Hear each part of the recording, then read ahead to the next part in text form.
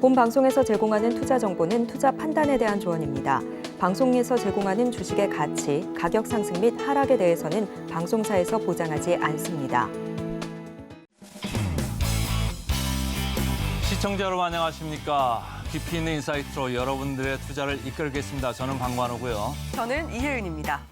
네, SVB, First Republic 은행 이슈가 계속 번지면서 미국의 3대 지수가 전체적으로 안 좋게 끝났습니다. 아무래도 안전자산 선호 현상이 많이 크게 강화되면서 미국의 국채 수익률이 많이 떨어졌고요. 반면에 금값은 다시 큰 폭 상승을 했습니다. 22일 날 예정돼 있죠.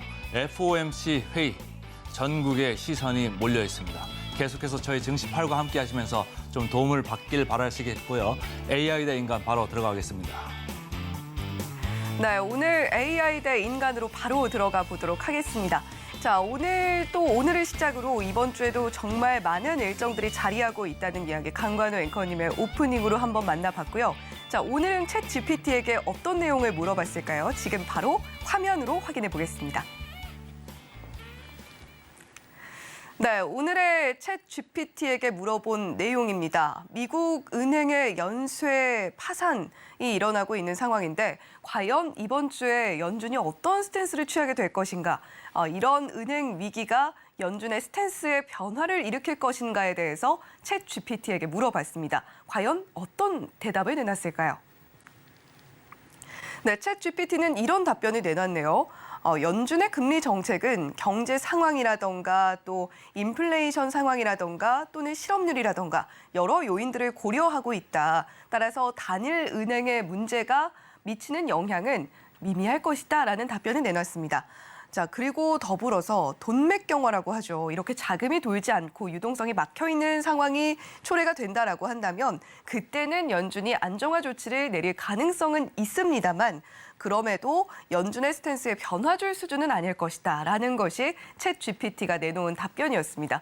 자, 지금 사실 은행 위기가 가볍게 볼 만한 것은 아니잖아요. 그럼에도 불구하고 강관우 앵커님께서는 과연 어떻게 생각하시는지 또 인간 대표로서 또 여쭤보도록 하겠습니다. 네, 사실 이제 전체적으로 중립적인 이제 이야기를 했어요. 네. AI는 이런 얘기를 했는데 제가 볼 때는 조금 제 포인트하고 좀 다르다. 금요일 날은 좀 같았는데 그렇죠. 오늘은 조금 좀 다르네요.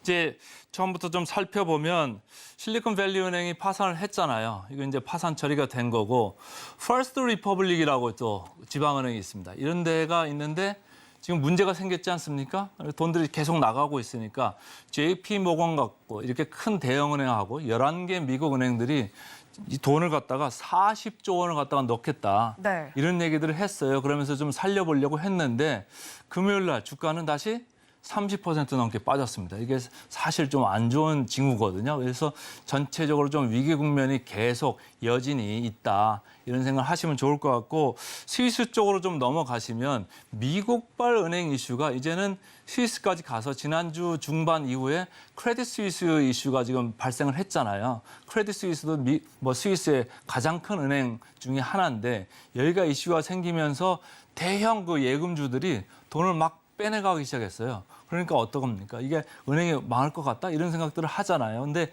스위스의 그 국립은행에서 돈을 70조 원을 투입을 했는데도 불구하고 주가가 또 밀렸습니다. 그러다 보니까 스위스의 더 큰 은행이 UBS라고 있습니다. UBS.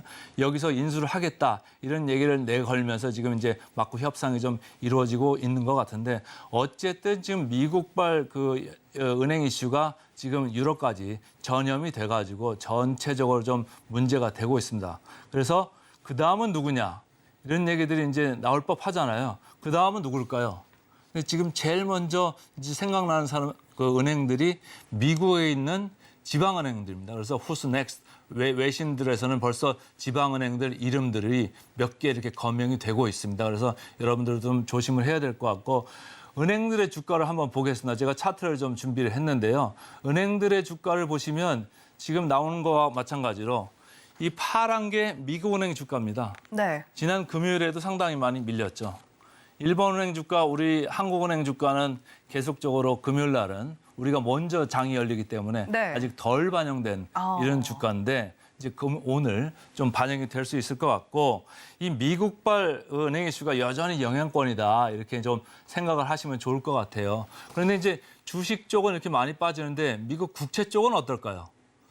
미국의 국채는 뭐 어마어마한 그 큰 시장이고 전 세계 모든 금융기관들이 다 투자를 하고 있는데 왼쪽에서 보시는 바와 같이 지난주 중반에 제가 한번 소개를 해드리면서 번지 점프를 했다. 네. 근데 번지 점프를 하면은 한번 펑 떨어지잖아요. 그럼 이 줄 때문에 좀 올라가잖아요. 아, 다시 또 축 내려가죠. 지금 네. 금요일이 그런 모습을 보여주면서 지금 3.8까지 왔습니다. 네. 상당히 많이 떨어졌죠. 고점이 5.0을 넘었을 때가 엊그제 같은데 벌써 3.8이나 이렇게 와 있고 10년물 조금 2년물보다는 좀 장기물인데 네. 여기도 지금 3.4까지 이렇게 급격하게 내려왔습니다. 그래서 이게 뭐냐? 저는 개인적으로 안전자산 선호 현상 아니겠느냐 이렇게 생각을 하고 그다음 차트를 좀 보시면은 반면에 뛰는 그런 자산도 있어요. 뭐냐? 금 가격입니다. 왼쪽에 보시면은 금 가격이 지난 금요일에도 2.6%나 이렇게 올랐거든요. 그러니까 네. 금이 좀 안전자산이다 이런 생각이 강하잖아요. 그래서 금 가격이 뭐 많이 오른 그런 경향이 있는 것 같고 네. 참고로 제가 비트코인을 하나 넣어놨는데 비트코인도 제가 볼 때 안전자산은 아닌 것 같은데 어쨌든 네. 6%가량 이렇게 뜨는 모습이 돼가지고 자산 간의 지금 선호 현상이 좀 많이 바뀌고 있다. 이런 생각을 하시면 좋을 것 같고 그래서 미국의 그 투자 심리를 제가 투자 시계를 한번 봤어요. 그 차트를 보시면 지금 투자 시계가 왼쪽 끝으로 이렇게 가면서 영어로 써 있는데 extreme fear. 그러니까 우려를 하는데 extreme. 아주 극단적으로 지금 우려를 하고 있다. 이런 생각들을 지금 많이 보여주고 있다 이런 얘기. 얼마 전까지만 해도 한 달 전까지만 해도 오른쪽으로 좀 와 있었거든요. 이게 네. 그리드, 엑스트림 그리드. 그리드가 탐욕이잖아요. 그러니까 이 주식에 배팅해가지고 내가 뭐 인생을 걸겠다 이런 사람들이 많아졌었다가 다시 시계가 저쪽으로 지금 가가지고 아주 우려를 하는 저런 상황. 공포감이 팽배해. 공포감이 많이 들어와 있다. 네. 이런 생각을 좀 하시면 될 것 같고 그래서 지금 이제 시카고 선물거래소에서 시카고 상품거래소죠. 거기서 이제 페드워치라고 해가지고 계속적으로 이게 25bp를 올릴 거냐, 50bp를 올릴 거냐 이런 걸 이제 보고 있는데 시장에서는 최근까지 0.5%포인트 그러니까 50bp를 올릴 거다 이렇게 생각을 하고 있었는데 최근 1, 2주간 생각이 많이 바뀌었습니다. 그래서 이 지금은 무려 80%나 되는 확률로 25bp 그러니까 0.25%포인트를 올릴 거다. 이런 생각을 하면서 지금 지켜봐 보고 있어요. 그러니까 그러면서 주가도 이제 전체적으로 모양을 반영을 하고 있는 모양인데 저희가 뭐 어떻게 될지는 아무래도 이제 미국에서 결정되는 걸 봐야 되는데 미국 시간으로 20일이니까 우리 아침으로 목요일 아침 정도면은 FOMC가 어떤 결정을 했는지 우리가 알 수 있을 것 같으니까 여러분들도 많이 좀 촉각을 곤두세우시면 좋을 것 같고 지금 마지막으로 제가 좀 정리를 하나 하겠습니다. 우리가 이제 80% 얘기했잖아요. 네. 그래서 25bp, 0.25%포인트를 올린다 그러면 제가 볼 때는 뭐 시장 영향은 그렇게 뭐 크게 없을 것 같다. 미리 주가가 좀 반영을 했잖아요. 근데 만약에 0.5%포인트, 그러니까 50bp를 올린다고 하면은 시장에는 다소 부정적일 수 있다. 이런 생각을 하는 거고. 왜냐하면은 그렇게 올릴 지금 상황이 아니라고 보는 거거든요. 은행 위기가 있기 때문에 이게 막 올렸다가는 큰일 난다. 이런 생각을 하는 이제 그 반응들이 나올 거고. 지금 골드만삭스에서는 사실은 현 수준을 계속 유지할 거다. 이번에는 동결할 거다 이런 생각을 했는데 그렇게 되면 시장에서는 다소 좀 긍정적이지 않을까 이런 개인적으로 생각을 좀 하고 있습니다. 그래서 그 AI 대 인간 코너에서 제가 좀 살펴봤습니다. 네, 이렇게 오늘 챗 GPT에게 물어봤던 내용, SVB 그리고 각종 지방은행들, 미국에서 주가가 폭락하고 있는 현상과 관련해서 과연 이번 FOMC에서 연준의 스탠스에 변화가 있을 것인가를 물어봤더니 챗 GPT의 한마디는 이렇게 좀 정리를 해볼 수 있는 것 같습니다. 은행 위기는 연준의 스탠스에 큰 영향이 없을 것이다 였는데요. 반면에 인간 대표 강관우 앵커의 한마디도 함께 들어보시죠. 저는 뭐 모두에서도 말씀을 드렸습니다만은 조금 생각이 다른데 페드의 그 금리 스탠스에 조금 변화가 있을 것 같다. 시장은 여기에 베팅 중이다 이렇게 하겠습니다. 네, 이렇게 오늘 챗GPT는 모범생다운 답안을 내놓긴 했습니다만 현재 상황을 그렇게 잘 반영하지는 못하는 답변을 내놨습니다. 분명히 지금 현재 연쇄적인 충격들이 연준의 선택의 변화를 불러일으키고 있다라는 부분들 시장에서 분명하게 확인이 되고 있고요. 오늘 저희 챗GPT AI 대 인간 코너에서는 과연 연준이 어떤 스탠스를 취할 것인지 지금 은행 위기들이 불러온 이야기들과 관련해서 자세하게 짚어보는 시간 가져봤습니다. 저희는 잠시 후에 이혜은의 이건 꼭을 통해서 오늘 또 주목해 봐야 할 이슈들과 리포트들 함께 전해드리도록 할게요.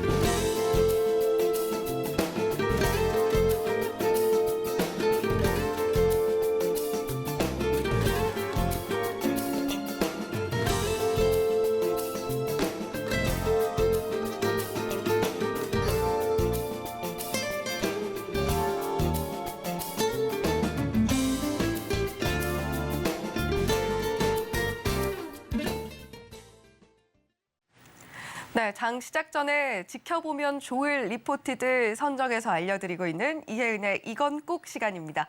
자, 오늘은 월요일인 만큼 한 주 동안 일어나게 될 이벤트들도 함께 정리해드릴 예정이니까요. 채널 돌리지 마시고 오늘 어떤 리포트들 주목해보면 좋을지부터 만나보시겠습니다. 자, 첫 번째 종목부터 보시죠. 자, 오늘의 첫 번째 종목입니다. 농심인데요. 라면은 식사인가 간식인가? 라고 지금 나와 있습니다. 제목이. 우리가 극한 직업이라는 영화였나요? 거기서 유행했던 그 멘트를 또 이렇게 변형을 한 것 같은데요. 라면은 과연 식사인가 간식인가? 라는 제목이 붙어 있는 이유. 지금 경기 침체가 계속해서 우려가 되고 있는 상황입니다. 거기다가 가격대가 낮은 라면의 성장성이 기대가 된다. 이전에는 라면이 간식처럼 여겨졌다면 이제는 식사 대용으로도 저렴한 점심으로도 생각이 될 수 있는 그런 시점이기 때문에 라면의 성장세, 라면 판매율이 점차 더 가팔라질 것이다라는 이야기가 나오고 있습니다. 자, 농심 같은 경우는 거기에 더해서 라면 시장에서 1위 사업자로 자리를 굳건하게 지키고 있는 브랜드이기 때문에 더욱더 주목해 볼 만한데요. 가격 경쟁력 역시도 라면이 상대적으로 다른 즉석밥이라던가 다른 대체 식품에 대해서 저렴한 편이기 때문에 가격 경쟁력까지도 유지를 하고 있다는 부분에 주목을 하셔야겠습니다. 자, 마진 스프레드라는 이야기가 나와 있는데요. 그동안 곡물 가격이 정말 천정부지로 올라가는 모습 우리가 봤고요. 점차 안정세를 찾아가는 모습까지도 현재 살펴볼 수가 있습니다. 이에 따라서 마진 스프레드가 올해부터는 본격적으로 개선이 될 것이고 올해 1분기를 기점으로 턴어라운드 시작할 것이다라는 이야기 나오고 있고요. 그리고 해외 시장에서도 정말 활발하게 활동을 펼치고 있는 농심입니다. 이에 따라서 해외에서 고성장을 해 나갈 것이다. 고성장성을 유지해 나갈 것이다라는 전망이 함께 나와 있고요. 가격 인상의 가능성 역시도 계속해서 점쳐지고 있는 상황이기 때문에 농심 우리가 충분히 지켜볼 만하다라는 리포트 내용 살펴볼 수가 있었습니다. 자, 자세하게 좀 내용 더 짚어보도록 할게요. 자, 지금 라면의 가격 경쟁력에 주목을 하게 되는 상황인데 올해 농심 같은 경우는 가격 경쟁력 더불어서 판매량이 동시 개선이 될 것이다라는 이야기가 나와 있습니다. 혹시 런치플레이션이라는 말 들어보셨는지 모르겠네요. 요즘에 물가가 워낙 오르다 보니까 직장인들이 매일매일 해결해야 되는 점심값 부담도 상당히 늘어나 있는 상황입니다. 이런 상황을 런치플레이션이라고 하는데 그러다 보니까 점심값을 어떻게 줄여 나갈 것인가 하는 고민하는 소비 트렌드가 형성이 최근 되고 있다고 하는데 그때 주목을 받는 게 바로 편의점 음식들이죠. 라면도 당연히 그 편의점 음식의 한 부분으로 들어가고 있는 상황이고 농심은 라면 시장 내 1위 사업자 지난 2년 동안에도 두 차례 가격 인상을 단행했음에도 불구하고 여전히 가격 경쟁력을 확보하고 있는 상황입니다. 국내 점유율 1위의 판매량, 거기다가 가격 경쟁력의 두 마리 토끼를 모두 잡고 있는 농심이다라는 이야기가 되겠고요. 더불어서 업종 내에서 가장 빠르고 독보적인 마진 스프레드 개선 모습이 농심에서 포착되고 있다라는 부분입니다. 지난해 하반기를 기점으로요, 주요 곡물 가격이 하락을 하면서 원가 부담은 점차 완화가 됐고요. 농심의 경우에는 매출의 어떤 변화가 1%포인트 바뀔 때마다 영업이익이 240억 원이 증가한다고 합니다. 이 매출 원가가 1%포인트 줄어들 때마다 240억 원이라고 하니까 좀 피부에 와 닿으시나요? 상당히 개선 부분이 크다라는 이야기죠. 제품 가격은 이미 올렸고 곡물 가격은 안정세를 찾아가고 있기 때문에 자연스럽게 마진 스프레드가 개선이 될 수밖에 없습니다. 따라서 투자 의견 살펴보면요. 투자 의견은 계속해서 매수 의견 나오고 있고요. 목표 주가는 45만 원으로 상향이 되어 있는 상황입니다. 특히나 미국 이공장의 가동률이 예상보다 빠르게 상승을 하고 있기 때문에 1위 사업자의 점유율을 겨뤄볼 수도 있다라는 점에서 계속해서 농심 지켜보시면 좋겠습니다. 자, 계속해서 다음으로 살펴보면 좋을 리포트도 만나보시죠. 자, 이번에는 어떤 종목일까요? 바로 YG 엔터테인먼트입니다. 자, 이 종목 같은 경우는 모르는 분이 없으실 것 같아요. 변화의 시작이라는 제목이 붙어 있습니다. 2022년 4분기에는 사실 겉으로 봤을 때는 컨센서스를 하회하는 실적을 내놨습니다. 하지만 이 이면 자세히 들여다보면 조금은 다르게 해석할 수 있는 여지들이 있고요. 더불어서 블랙핑크의 정말 그 성장세와 인기가 폭발적입니다. 풀가동을 하게 될 2023년이기 때문에 실적에 블랙핑크의 이런 모습들이 안정적으로 기여를 하게 될 것이다라는 기대감이 충분히 깃들어 있는 상황이고요. 7년 만에 신인 아티스트 걸그룹이 데뷔를 한다고 합니다. 베이비몬스터라는 그룹인데 이 그룹은 과연 블랙핑크의 뒤를 이어서 얼마만큼의 성과를 내줄지 또 기대를 상당히 크게 모으고 있는 상황입니다. 따라서 YG 엔터테인먼트 작년과는 상당히 다른 모습이 기대되는 상황이기 때문에 변화의 기로에 서 있다라는 내용이 리포트 안에 담겨 있었는데요. 자, YG 엔터테인먼트에 대한 상세한 내용 한 번 더 짚어보도록 하겠습니다. 자, YG 엔터테인먼트 발표된 실적도 다시 봐야 할 필요성이 있습니다. 분명 작년 4분기 실적은 시장 컨센서스보다는 좋지 않게 나왔던 모습이었는데요. 그동안에 YG 엔터테인먼트 주요 아티스트들의 오프라인 콘서트가 상당히 코로나 상황 때문에 부진할 수밖에 없는 상황이었고 오프라인 콘서트를 작년부터 서서히 재개를 했지만 회계 처리 방식 때문에 이익 반영이 좀 뒤로 미뤄진 부분이 있습니다. YG 인베스트먼트 쪽에서의 영업 손실도 실적에 분명히 영향을 미쳤고요. 하지만 이 부분들이 제대로 반영이 됐다라고 한다면 2022년 4분기 실적, 물론 발표된 부분은 시장 컨센서스를 하회했지만 실질적으로는 컨센서스의 부합 또는 그 이상의 실적이 됐을 것이다라는 것이 리포트의 주요 내용이었습니다. 자, 더불어서 2023년은 기다린 만큼 숫자로 증명을 해줄 것이다라는 내용이 담겨 있었는데요. 블랙핑크의 풀가동, YG의 실적으로 직결이 되고 있는 상황입니다. 올 상반기까지 대규모 월드투어 블랙핑크 진행을 하고요. 지수의 솔로 활동까지 더해지면서 모든 분야에서의 외형 성장을 블랙핑크가 견인할 걸로 보이고 있는 상황입니다. 자, 앞서서 말씀드렸던 베이비몬스터. 그간 YG 엔터테인먼트의 단점은 신인이 활동을 개시하기까지 너무나 오랜 시간이 걸린다. 이번에도 무려 7년 만에 신인이 나오는 것이기 때문에 이런 아티스트 활동 공백기가 길다는 단점을 극복하기 위해서 올해는 아티스트 단위의 멀티 조직 구성으로 공백기를 줄여나갈 것이다라는 큰 구상을 내놓은 상황이니까요. 이 부분도 역시나 YG 엔터테인먼트의 실적에 직결되는 영향을 미쳐주지 않을까라는 생각이 듭니다. 자, 따라서 YG 엔터테인먼트 투자 의견 여전히 매수고요. 목표 주가는 68,000원으로 상향이 됐습니다. 자, YG에게 변화의 시작을 알리는 한 해가 될 것으로 기대가 되고 있고요. 자, 그런 만큼 2023년 YG 엔터테인먼트에게 변화의 시작이 될 수 있을지 지켜보시는 것도 좋겠습니다. 자, 그렇다면 이번 주에도 상당히 중요한 일정들 많이 자리 잡고 있습니다.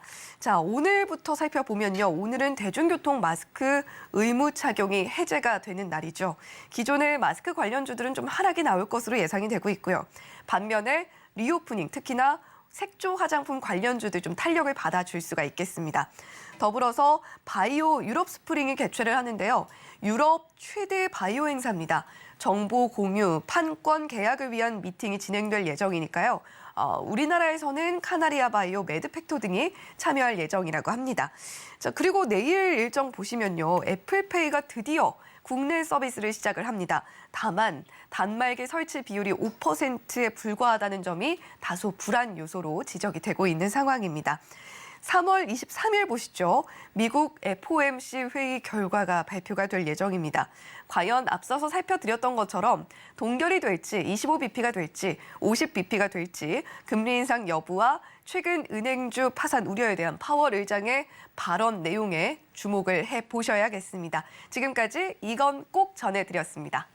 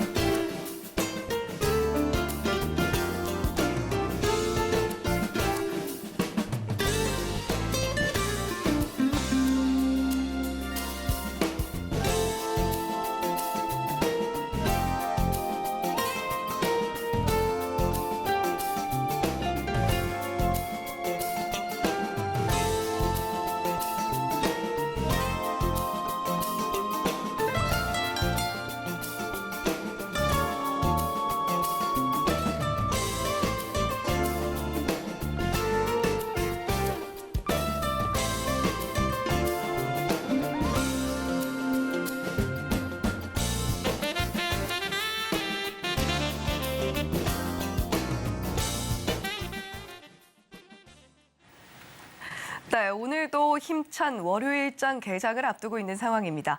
장 시작 전에 우리가 또 주말 동안 쏟아진 뉴스들 중에서 그리고 오늘 또 새롭게 쏟아진 뉴스들 체크를 해봐야 될 텐데요. 전문가는 과연 뉴스를 어떤 시각으로 바라볼지 오늘의 일면 헤드라인 통해서 살펴보도록 하겠습니다. 자, 오늘은 또 어떤 분과 함께 뉴스 읽어볼까요? 이청원 FA님과 함께 이야기 나눠보도록 하겠습니다. FA님 어서 오세요. 안녕하세요. 네, 주말은 잘 보내셨나요? 예, 제가 출산을 해가지고 네. 아주 잘 보냈습니다. 아, 그러셨군요. 정말 축하드립니다. 네, 감사합니다. 네, 또 우리 시청자 여러분들께서도 함께 축하해 주시면 좋겠고요. 자, 오늘 이청원 FA님과 함께 또 오늘의 헤드라인 상세하게 짚어볼 텐데 어떤 내용 짚어보게 될지 화면으로 먼저 만나보도록 하겠습니다.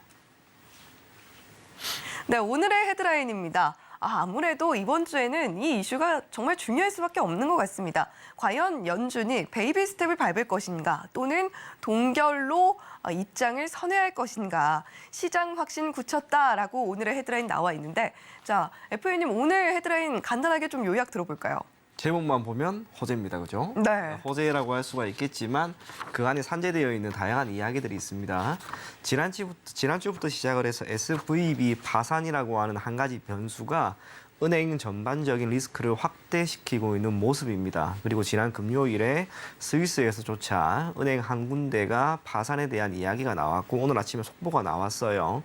이제 인수를 함에 따라 시장 충격은 그래도 완화시킬 수 있지 않을까 그런 이야기가 나오고 있는데 한 가지 확실한 것은 지금 은행의 파산이라고 하는 것이 하나씩 둘, 셋 나오고 있습니다. 수면 위로 드러난 것만 우리는 확인을 할 수 있는 거고요.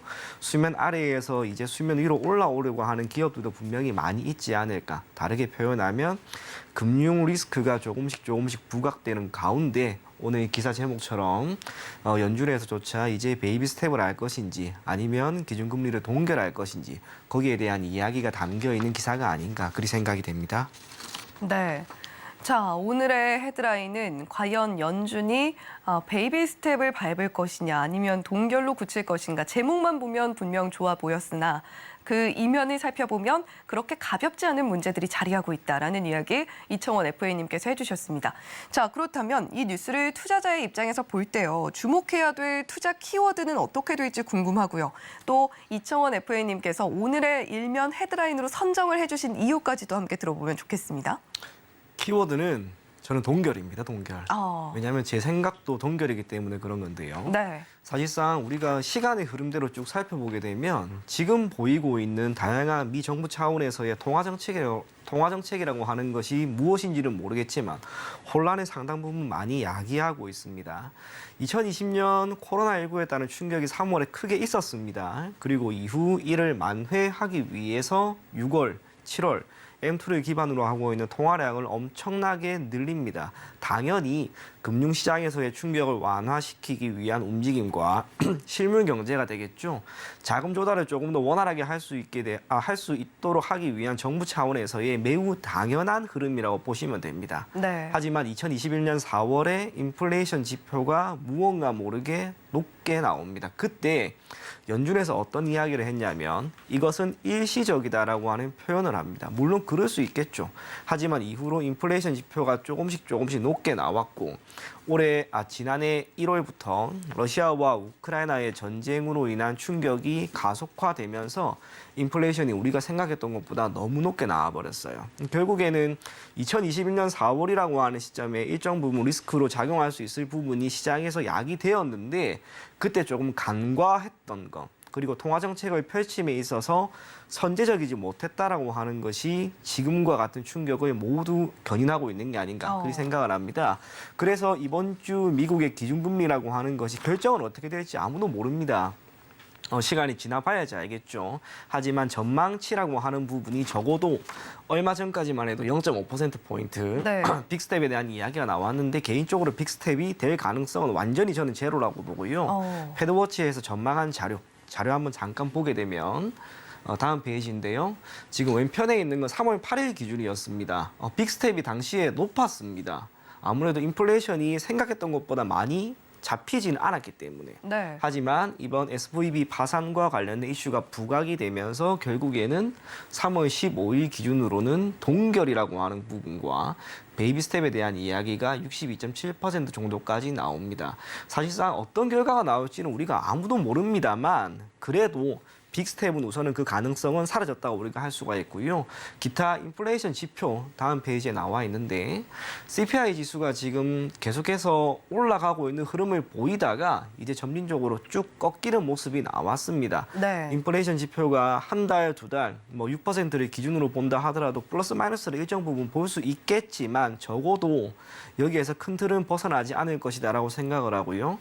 통화정책이라고 하는 것은 필연적으로 정책 시차가 존재합니다. 재정정책과 달라요. 길게 보면은 대략 18개월 정도라고 생각을 하고 짧게 보면 12개월 정도인데 그래도 연준이 코로나19에 따른 충격이 있음에 따라 금융시장의 안정화를 위해서 글로벌 유동성을 크게 확대하고 금리 인하를 단행하고 그 모든 것들은 1년 정도 지난 시점에 무언가 모르게 우리에게 결과로 다가온 것 같습니다. 하지만 아직까지 풀어야 할 난관이 너무 많이 있다라고 하는 점에서 지금 보시는 것처럼 연준은 매우 많은 고민을 하고 있는 게 아닌가 그렇게 생각을 하고요. 그럼에도 불구하고 우리가 반드시 생각해야 할 게 있습니다. 제가 조금 전에 이번 주 기준금리가 어떻게 결정될지는 잘 모르겠지만 저는 개인적으로 반드시 동결이 되어야 된다고 생각을 합니다.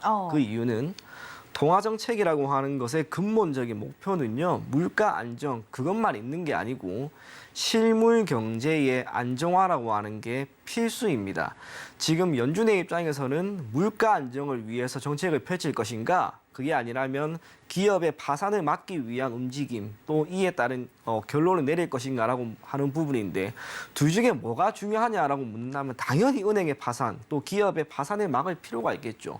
인플레이션이라고 하는 것이 결코 금리를 지금부터 크게 올린다 한들 한두 달 안에 인플레이션 지표가 연준이 바라는 것처럼 2% 수준까지 결코 떨어지지 않습니다.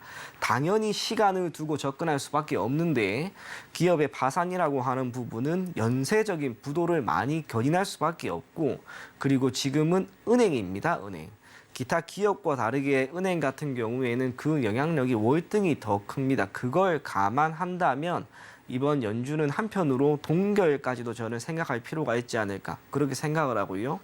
기준금리가 동결된다 하더라도 우리가 반드시 이걸 호재로만 생각할 수 없는 이유는 시장에 산재되어 있는 리스크가 결코 적다고 할 수가 없습니다. 사실 미국 같은 경우에 지금 가장 걱정하는 건 트라우마라면 트라우마예요. 우리도 예전 1997년이었죠. IMF라고 하는 사태를 토대로 해서 기업의 경영이 상당 부분 많이 바뀌었습니다. 당시에는 부채라고 하는 것에 가지고 있는 위험성에 대해서 크게 몰랐는데 대기업 기준으로 우리나라의 30대 기업들 경우에는 부채 비율이 대략 425% 수준이었습니다. 그리고 그중에 상당 부분이 외화 부채였고, 외화 부채가 가지고 있는 이 리스크, 그 리스크 때문에 이후로는 현금 유보를 많이 늘렸단 말이에요. 미국도 마찬가지입니다. 서프라임 모기지 사태를 토대로 해서 금융 위기 혹은 기업의 파산이라고 하는 것이 줄 수 있는 연쇄적 부도가 국가 경제에 얼마만큼 큰 충격을 주는지 당연히 알고 있습니다. 그렇기 때문에 지금은 잠시 인플레이션이라고 하는 한 가지 지표, 예전부터 계속 금리 인상을 해왔으니까 이번 달에 금리 인상을 소폭하지 않는다 하더라도 시간을 두고 한번 접근해 보는 것이 더 좋지 않을까, 그렇게 생각을 하고 철저하게 은행의 파산, 또 이에 따른 금융 리스크의 감소, 여기에 초점을 두고 금리 정책을 펼치는 게 옳지 않을까, 그렇게 생각을 합니다. 이번 주 결정이 어떻게 될지는 모르겠습니다만 적어도 이번 주 그리고 다음 달까지도 될 것 같아요. 네. 금리 수준이 빅스텝이 될 가능성은 없습니다. 뿐만 아니라 지금부터 금리 인상이 연초에 2-3번 정도는 더 나올 것이다라는 이야기가 많이 있었지만 이번 충격으로 인해서 우리가 뚜렷하게 하나 알 수 있는 게 있습니다. 금리 인상이 지속적으로 이루어지게 되면 결국에는 인플레이션이라고 하는 한 가지 정책 목표는 우리가 잡을 수 있을지언정 금융 경제가 실물 경제의 안정화에 크게 기여할 수는 없다는 것. 그래서 기업의 파산 리스크는 앞으로도 계속해서 불거질 수가 있습니다. 그렇기 때문에 앞으로 금리 동결이라고 하는 부분이 이야기가 나오거나 베이비 스텝이 기껏해야 한 번 내지 2번 그 정도만 이루어지면 우리는 앞으로 시장에서 금리 인상에 따른 충격이라고 하는 변수는 더 이상 생각하지 않아도 될 것이다, 그렇게 생각을 하고 있습니다. 결정은 조금 더 지켜봐야겠지만 어쨌거나 금리 동결 가능성이 조금 더 대두가 되고, 이번에 만약 금리 동결이 된다면 여러분들이 앞으로 시장에 대해서 너무 크게 걱정하지는 마시고요. 계속해서 긍정적으로 보면 좋지 않을까, 그렇게 생각이 됩니다. 마지막으로 하나만 더 이야기해드리자면 네. 우리가 그런 이야기가 있죠. 제가 다음 페이지에 인물 하나를 가지고 왔는데요. 그린스펀이에요. 그린스펀이 그런 이야기를 했습니다. 파티가 한창일 때 접시를 빼라고. 그런데 지금 같은 경우에는 제 개인적인 생각이지만 파티가 한창일 때 접시를 더 깔아버렸어요. 그러다 보니 지금 이리저리 연준이 많이 까이고 있는 게 아닌가, 그렇게 생각을 하고요. 통화정책이라고 하는 것은 철저하게 선제적이어야 됩니다. 결과는 나중에 우리가 판단할 수 있습니다. 적어도 지금 2021년 4월 금리 인상을 하지 못했다라고 하는 것에 따른 충격과 지금 시점에서조차 베이비 스텝이 이루어지게 되었을 때 우리가 앞으로 다가올 미래의 금융 경제, 실물 경제, 그 모든 것에 따른 충격은 다시 한번 우리가 받아야 할 겁니다.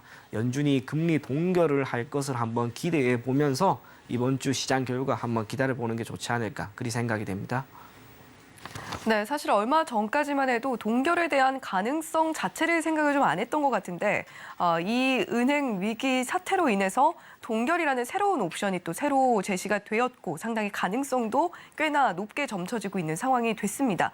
자, 그렇다면 지금까지 연준이 금리 인상, 특히나 빅스텝을 밟아오면서 우리나라 시장에서는 중소형 은행주들이 상당히 크게 탄력을 받아주는 모습들을 보여왔었거든요. 만약에 연준이 동결 또는 베이비 스텝을 밟게 된다면 우리 시장에서 수혜를 볼 수 있는 업종들 어떤 게 있을까요? 사실상 시장과 민감도가 높은 업종 대다수가 저는 오를 거라고 봐요. 이 이야기를 드리는 것은 역시 시장이 오를 거라고 생각하기 때문입니다. 우리가 올해 같은 경우에도 시장에 산재된 리스크가 분명히 많이 있었습니다. 그런데 그것을 하나하나 뚫고 가면서 코스닥 같은 경우에는 지금 3개월 연속 상승입니다. 오늘 시장 흐름이 어떻게 될지는 모르겠지만 적어도 이번 달 코스닥은 다시 한번 오를 것이다. 그렇게 생각을 하고요. 시장에서 가장 큰 수혜를 받는 섹터는 증권주라는 생각이 참 많이 듭니다. 증권주가 중요한 이유가 우리가 종목을 선정함에 있어서 시장이 다 오른다고 해서 내가 편입한 종목이 다 오르지는 않습니다. 10개 중에 하필 내가 선택한 종목 하나, 그게 빠져버릴 수도 있는 거예요. 반면 증권주 같은 경우에는 통상적으로 그러지가 않죠. 베타 개수 같은 경우에도 키움증권 같은 경우에는 대략 1.8이나 나옵니다. 시장보다 월등히 베타 개수가 높기 때문에 시장의 상승률보다 종목의 상승률이 월등히 더 높은 게 증권주다라고 하는 것을 여러분들이 반드시 인지해 주시면 좋을 것 같고요. 코스피 같은 경우에는 소폭 흔들리고 있습니다만 그래도 연초 대비 상승 흐름은 여전히 이어지고 있습니다. 지난 금요일에 흐름이 좋았다. 그 점 토대로 시장의 상승은 조금 더 고려해도 될 것 같고 코스닥 같은 경우에는 2차 전지 쪽이 조금 삐거덕거리긴 했습니다만 원체 상승률이 높았습니다. 그렇기 때문에 나온 조정. 반면 지난 금요일 AI, 로봇, 기타 다양한 섹터에서 움직임이 나왔기 때문에 저는 지금부터 시장은 결국 다시 상승하는 흐름을 보일 것이다라고 생각을 하고 있습니다. 증권주를 꾸준히 지켜보게 되면 증권주는 결국에는 시장과의 민감도가 높은 기업이다라고 하는 점 토대로 여러분들이 시장 리스크만 상당 부분 고려할 필요가 있습니다.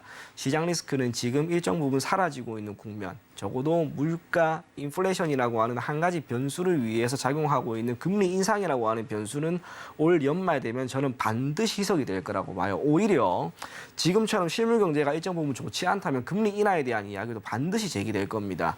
시장은 금리 인상과 인플레이션이라고 하는 변수로부터 자유로워지게 될 겁니다. 그 사이에 지금처럼 미 정부가 되든 스위스 정부가 되든 기타 모든 국가 정부에서 각 기업의 파산을 막을 수 있는 구제책만 잘 내어놓으면 시장이 올라가지 않을 이유는 결코 없습니다. 지난해 시장에 많이 빠졌습니다. 그렇기 때문에 연초부터 좋은 움직임이 나오고 있고요. 네. 키움증권, 미래에셋증권, 삼성증권, 기타 NH 다 괜찮을 것 같습니다.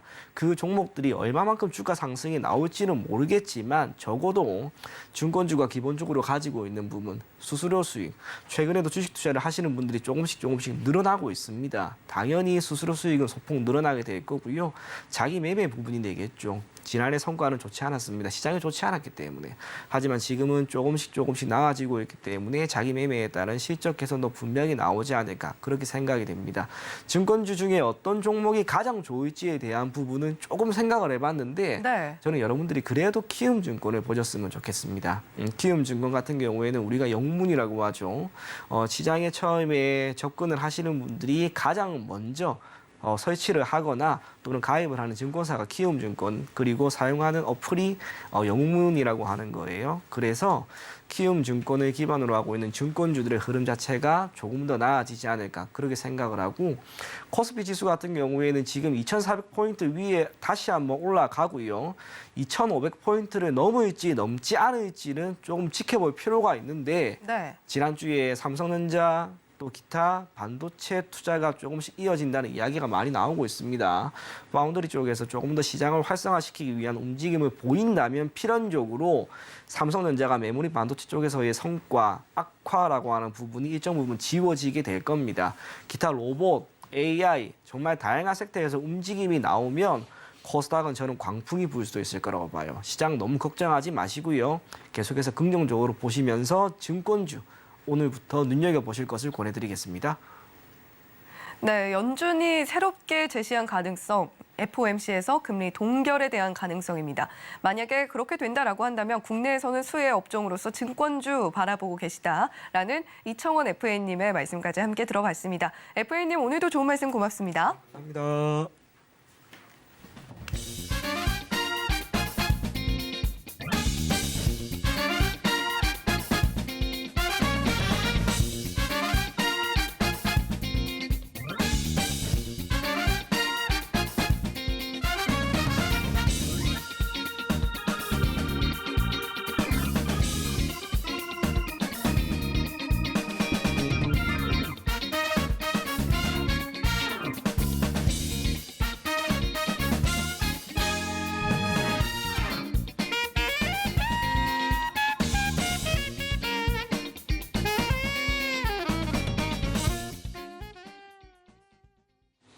네, 개장 30분 남기고 있습니다. 8시 반이면 꼭 찾아오는 순서죠.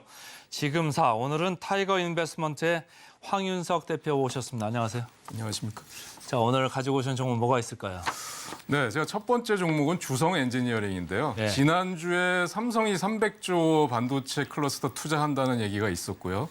그다음에 뭐 레인보우 로보틱스 뭐 인수한다는 설도 있고 그래서 관련 종목들이 굉장히 뜨거웠는데 종목을 고를 때 좀 덜 오른 종목이 뭘까? 이런 쪽에 좀 포커스를 맞춰봤습니다. 그래서 이 주성 엔지니어링 같은 경우는 작년도에 12년의 사상 최대 실적을 기록했는데 이제 작년 매출이 4,379억이고요. 전년 동기 대비해서 16% 증가했고 영업이익이 1,329억입니다. 그래서 21% 정도 증가했는데 아직도 시가총액은 5,600억 정도에 불과합니다. 그래서 지금 제가 보기에는 추가 상승 여력이 충분하다고 생각되고요.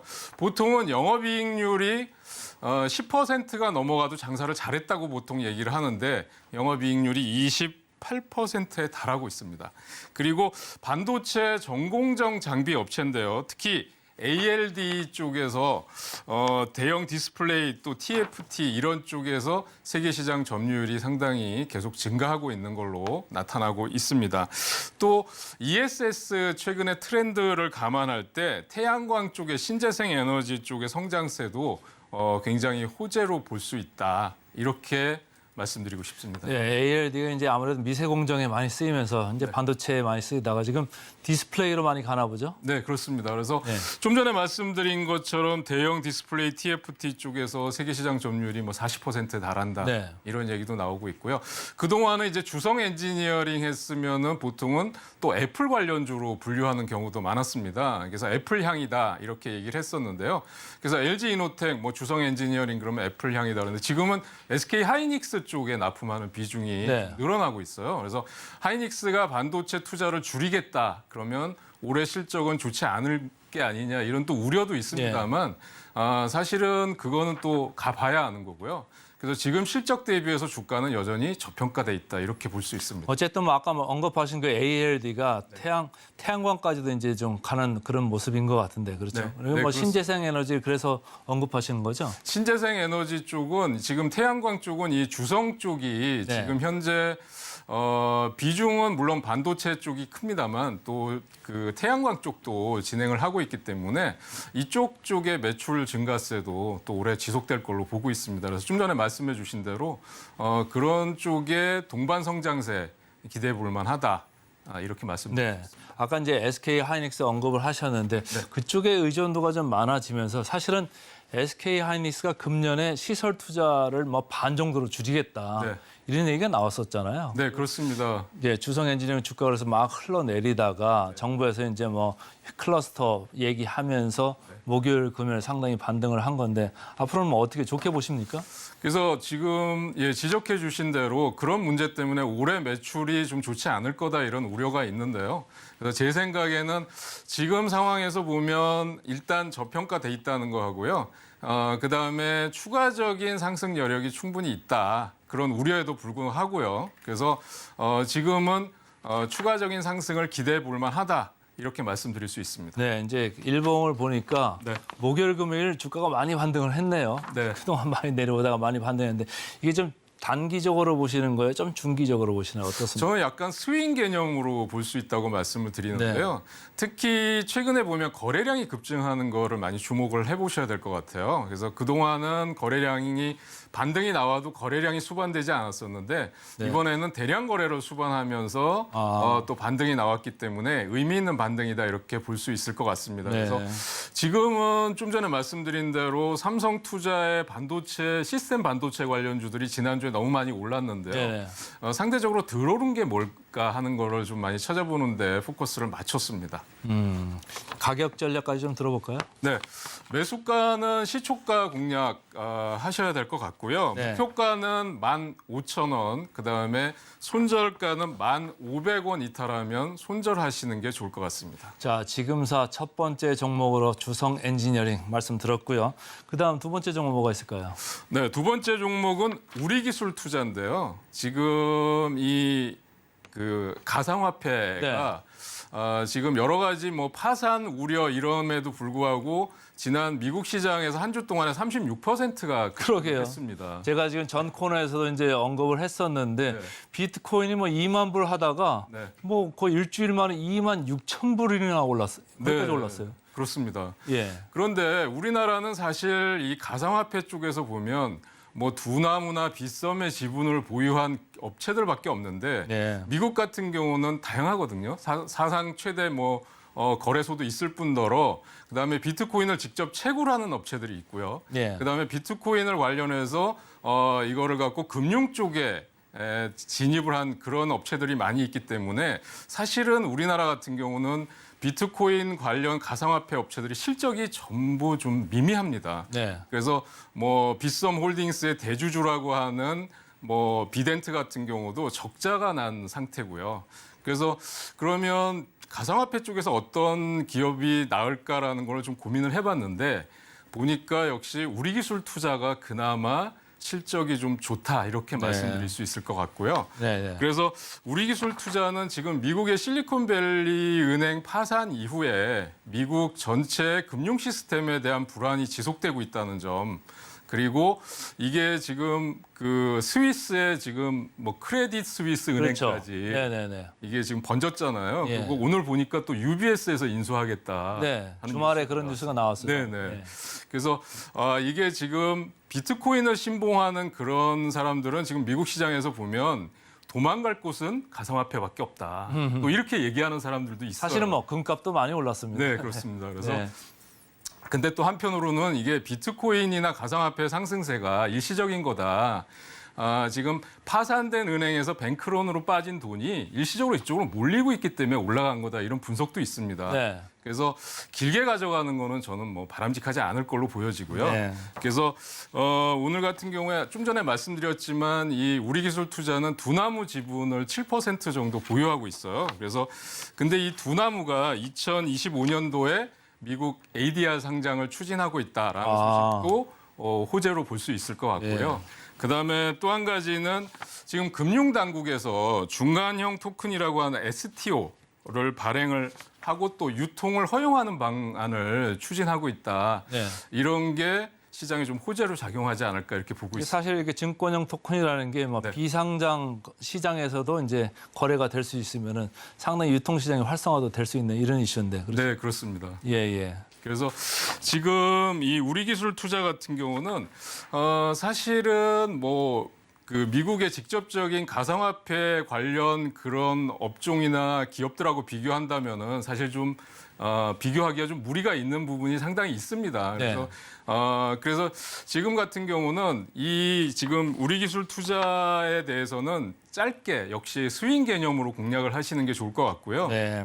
실적은 뭐 굉장히 괜찮은 편이긴 합니다만 주식 수가 많고 그다음에 또 그런 이 벤처 투자 업체이기 때문에 그런 한계가 있다는 점을 감안하고 공략을 하실 필요가 있다고 생각됩니다. 지금 뭐 일봉 차트를 제가 언뜻 보니까 사실은 뭐 비트코인이 지난 일주일 가량 이렇게 오르지 않았습니까? 근데 이 회사 우리기술투자는 계속 밀리다가 금요일 하루 거의 10% 가까이 폭등을 했어요. 네. 그 스윙을 지금 말씀하시는 건데 네. 이게 단기적으로 본다 이 말씀이신 거죠? 네, 그렇습니다. 그러니까 비트코인의 상승세가 저는 뭐 지속적으로 이루어지지 않을 거다라고 보고 있고요. 네. 그래서 일시적인 피난처 역할이 아니겠냐 이렇게 네. 보고 있습니다. 그래서 지금 너무 무리하게 이쪽에 풀베팅하는 거는 아닌 것 같고요. 네네. 미국의 결제업체 뭐 CEO가 얘기하기는 뭐 피난처가 여기밖에 없다라고 네. 얘기했는데 그거는 이제 비트코인을 신봉하는 사람들의 얘기라서 액면 그대로 받아들이시기에는 좀 무리가 있다고 생각됩니다. 네.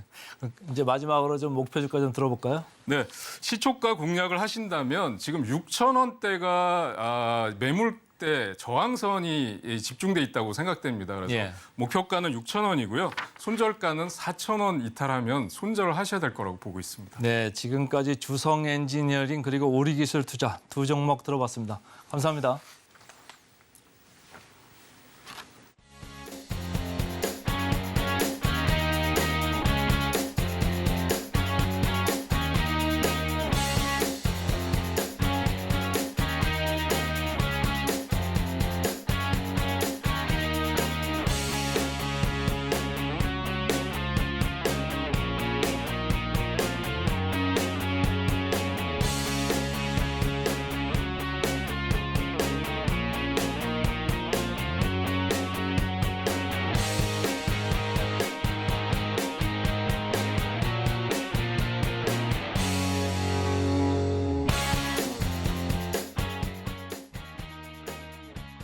본 방송에서 제공해드리는 정보는 투자 판단에 대한 조언일 뿐 해당 종목의 가치와 수익률을 보장하지는 않습니다. 지금까지 강관우의 증시8 함께 하셨고요. 개장 직후의 상황 강관우의 증시9와 함께 계속해서 짚어드리도록 하겠습니다. 저희는 잠시 후에 돌아오겠습니다. 시청해주신 여러분 고맙습니다.